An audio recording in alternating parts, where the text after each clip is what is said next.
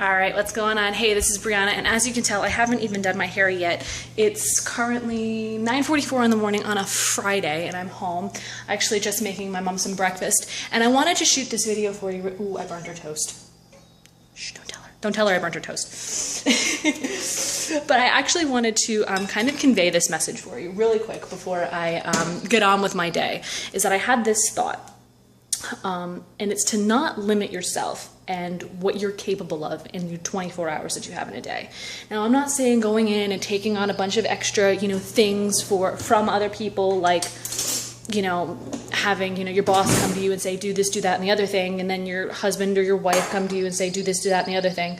What I'm saying is don't limit what you're inspired to do because of your current circumstances. And I want to share with you a quick story about a man by the name of Buckminster Fuller. For those of you who don't know who he was an American thinker, inventor. He had hundreds of patents and, inventions. He invented the Dymaxion car, the geodesic dome, and he actually had the longest recorded life in history. I think it was something to the effect of every 15 minutes, if he found something interesting, whether it be article clippings or, letters that he received or ideas that he had, he wrote down, he put in one place, and he actually had the longest recorded human life after he started this. But his success didn't start off that easily, right?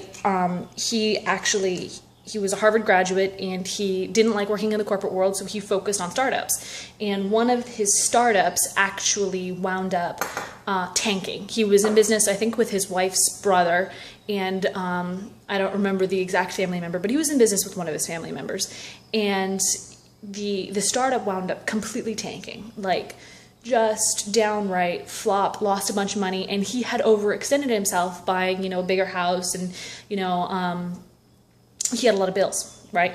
And he didn't have the money to pay them, didn't have any idea how he was going to support his family, and he got to the point where he thought that committing suicide and leaving his family his life insurance policy was going to be the best way for him to go about helping his family. And he had this epiphany that he was going to live every single day as an experiment, as a what if he were to go out and just be himself to create value in this world. And he wound up, like I said, creating hundreds of patents, all kinds of inventions, winning awards, and wound up being a very, very wealthy man and giving back to charities and helping other startup organizations and things of that nature. And what I want to convey to you is that anything is possible, and that, I'm currently in the middle of 3 different books. Am learning to draw. I'm taking, art classes. I'm taking all kinds of, classes and courses and things like that. And I'm able to give back to my community. I volunteer. I do all kinds of wonderful things.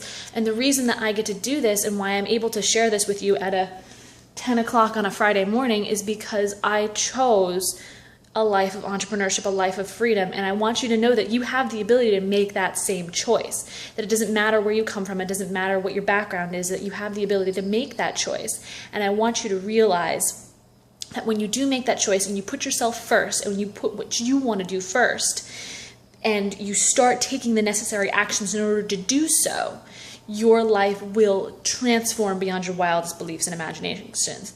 So with that, if you want to learn how I do this, how I'm able to make my mom breakfast, how I'm able to, live in a beautiful house like this, on the water in, my home state in Rhode Island, then hit the button below and get started with us today. And I'll see you on the inside.